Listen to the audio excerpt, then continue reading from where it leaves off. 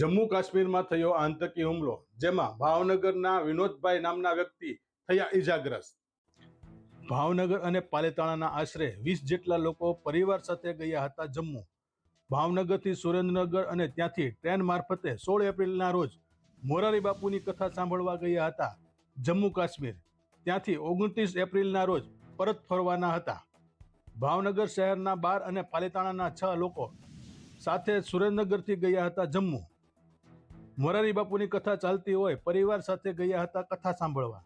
જે દરમિયાન આજે જમ્મુ કાશ્મીરના પહેલગામમાં થયો આતંકી હુમલો, જેમાં વિનુભાઈ ત્રિભુવનભાઈ ડાભીને હાથના ભાગે ઈજા પહોંચતા સારવાર માટે હોસ્પિટલ ખસેડાયા હતા. હાલ વહીવટી તંત્ર બીજી વિગતો મેળવી રહ્યું છે, જે અંગે જિલ્લા મેજિસ્ટ્રેટે માહિતી આપતા જણાવ્યું હતું.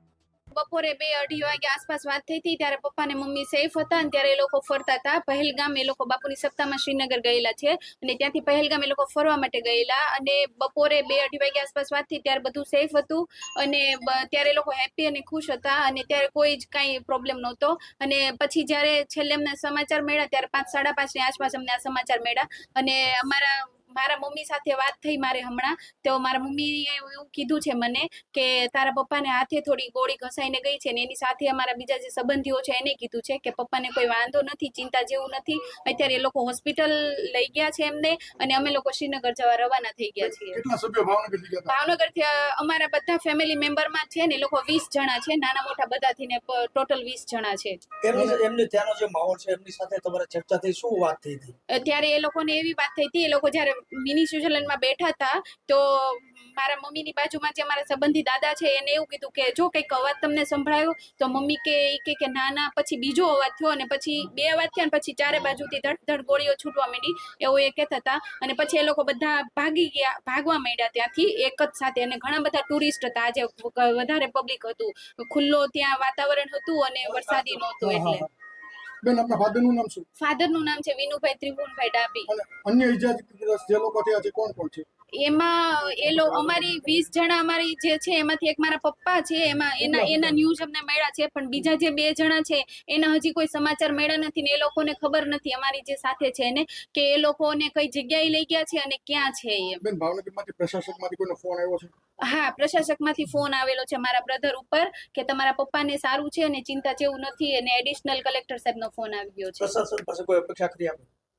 પ્રશાસક પાસેથી તો કોઈ અપેક્ષા એ છે કે મારા ફેમિલી મેમ્બર જે બધા ગયા છે એને સેફ રીતે ભાવનગર પહોંચાડે અને જે યોગ્ય હોસ્પિટલની એમને સારવાર મળી રહે અને મારા પપ્પા સેફ ભાવનગર પહોંચી જાય એવી અપેક્ષા છે.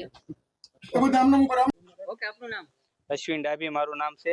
મારા પપ્પાની 16 તારીખે અહીંયાથી 15 દિવસના ટૂર માટે ગયા હતા જમ્મુ અને કાશ્મીર અને ત્યાં મોરારી બાપુની સપ્તાહ હતી, ત્યાં થોડા દિવસ રોકાવાના હતા અને ત્યાર પછી વૈષ્ણોદેવી, પછી રિટર્નમાં પંજાબ અને રાજસ્થાન થઈને પછી 30 તારીખે અહીંયા ભાવનગર પરત આવવાના હતા.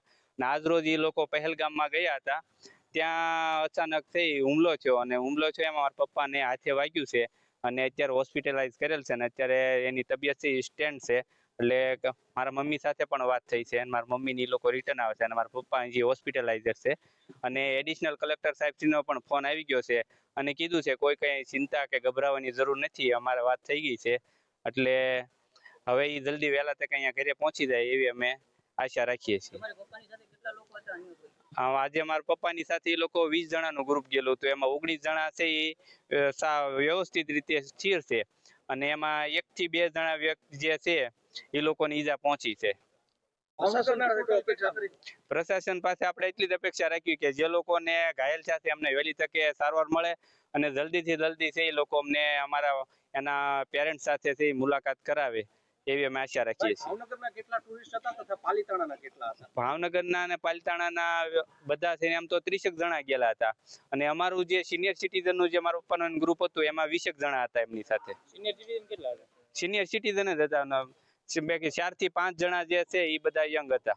પ્રશાસન દ્વારા તમારા પિતા સાથે વાત કરવામાં આવી? પ્રશાસન દ્વારા વાત કરવામાં આવી, ડિઝાસ્ટર મેનેજમેન્ટ ભાવનગર દ્વારા પણ વાત કરવામાં આવી છે અને એમને પણ કીધું છે કે તબિયત સારી છે અને અત્યારે હોસ્પિટલમાં દાખલ કરેલા છે.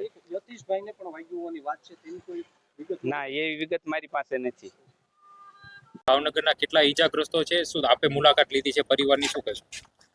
જ્યારે આ ઘટનાની જાણ થઈ ત્યારે અમે રાજીવભાઈને પણ મેસેજ કરેલો હતો કે જે નામ આપણી પાસે આવી રહ્યું છે, પહેલાં વિનોદભાઈ ભટ્ટ નામ આવી રહેલું હતું. મેં રાજીવભાઈને તરત જ કોન્ટેક્ટ કરેલો હતો કે ભાવનગરથી કોઈક આ પ્રકારના લોકો ગયેલા છે કે કેમ.